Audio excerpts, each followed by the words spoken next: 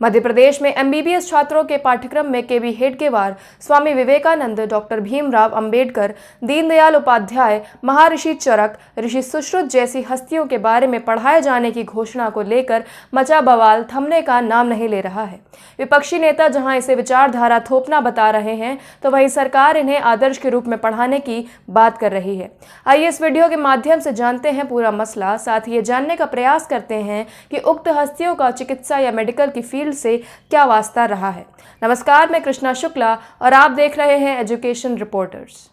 मध्य प्रदेश के शिक्षा मंत्री विश्वास सारंग ने रविवार 5 सितंबर को बताया कि प्रदेश में एमबीबीएस छात्रों को प्रथम वर्ष के आधार पाठ्यक्रम के तहत राष्ट्रीय स्वयंसेवक संघ आरएसएस के संस्थापक और डॉक्टर जी के नाम से जाने जाने वाले बी हेडगेवार, महर्षि चरक, संत सुश्रुत, भारतीय जनसंघ के नेता दीनदयाल उपाध्याय, स्वामी विवेकानंद और संविधान के रचयिता BR अम्बेडकर के सिद्धांतों एवं जीवन दर्शन के बारे में पढ़ाया जाएगा। इस पर मध्य प्रदेश में राजनीति ने तूल पकड़ लिया है।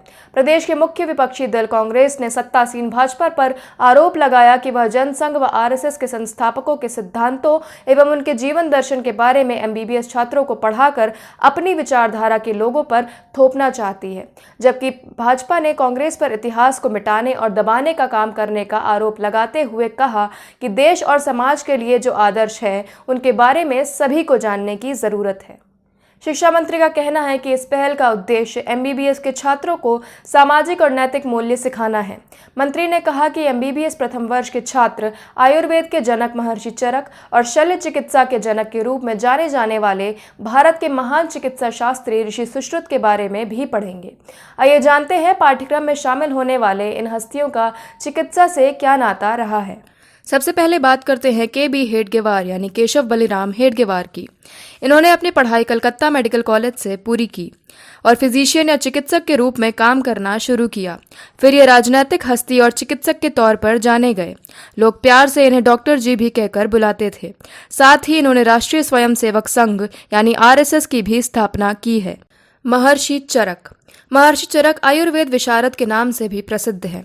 महर्षि चरक की गणना भारतीय औषधि विज्ञान के मूल प्रवर्तकों के रूप में होती है। इनकी पढ़ाई तक्षशिला से संपन्न हुई। महर्षि द्वारा रचा गया ग्रंथ चरक संहिता आज भी वैदिक का अद्वितीय ग्रंथ माना जाता है। चिकित्सा के क्षेत्र में इनका योगदान उल्लेखनीय है। ऋषि सुश्रुत प्राचीन भारत के महान चिकित्सा शास्त्री और शल्य चिकित्सक के रूप में जाने जाते हैं। इन्हें शल्य चिकित्सा यानी सर्जरी का जनक भी कहा जाता है। सिर्फ इतना ही नहीं, इन्हें father of surgery, father of plastic surgery, father of brain surgery भी माना जाता है। अपने जीवन काल में इन्होंने चिकित्सा के क्षेत्र में medicine, plastic surgery, dentistry, gynaecology और ऑब्स्टेट्रिक्स यानी प्रसूति विज्ञान के क्षेत्र में काम किया है। इन्होंने आयुर्वेद के महान ग्रंथ सुश्रुत संहिता की रचना भी की थी। स्वामी विवेकानंद का यूं तो चिकित्सा जगत से कोई खास नाता नहीं है, लेकिन स्वामी जी ने आयुर्वेद के प्रभाव अपने ऊपर तब देखे जब स्वामी जी का शरीर कठिन परिश्रम और निरंतर चलते रहने के कारण जवाब देने लगा था। उन्हें मधुमेह, मोटापा, मलेरिया, लिवर और किडनी जैसी बीमारियों ने जकड़ रखा था।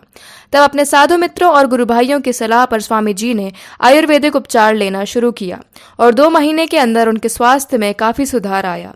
तब से वे आयुर्वेद के अनाधिकारिक प्रचारक बन गए। हालांकि काफी जटिल बीमारियों से लड़ते हुए स्वामी जी ने 39 वर्ष की उम्र में ही देह त्याग कर दिया था। एमबीबीएस छात्रों के लिए अगला शैक्षणिक सत्र इस साल के अंत तक शुरू होने की संभावना है। इसी सिलसिले में शिक्षा मंत्री ने कहा, राष्ट्रीय आयुर्विज्ञान आयोग NSC के मुताबिक नैतिक मूल्यों को एमबीबीएस के प्रथम वर्ष में आधार पाठ्यक्रम का हिस्सा होना चाहिए। इसलिए हमने छात्रों के चरित्र के निर्माण के लिए इन महान हस्तियों को शामिल करने के बारे में सोचा है। वहीं इस पर कांग्रेस के दिग्गज नेता और मध्य प्रदेश के पूर्व मुख्यमंत्री कमलनाथ ने तंज कसते हुए ट्वीट किया, भाजपा शुरू से ही अपनी विचारधारा और अपने खास एजेंडे को लोगों पर थोपने का काम करती रहती है, चाहे शिक्षा का क्षेत्र हो या अन्य क्षेत्र हो। अब मध्य प्रदेश में एमबीबीएस के छात्रों को जनसंघ व आरएसएस के संस्थापकों के विचार पढ़ाए जाएंगे।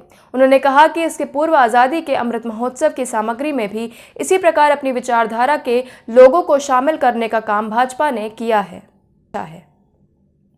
शिक्षा और रोजगार संबंधी सभी अपडेट्स को पाने के लिए हमारे साथ बने रहें और हमारा चैनल शेयर और सब्सक्राइब करना ना भूलें। धन्यवाद।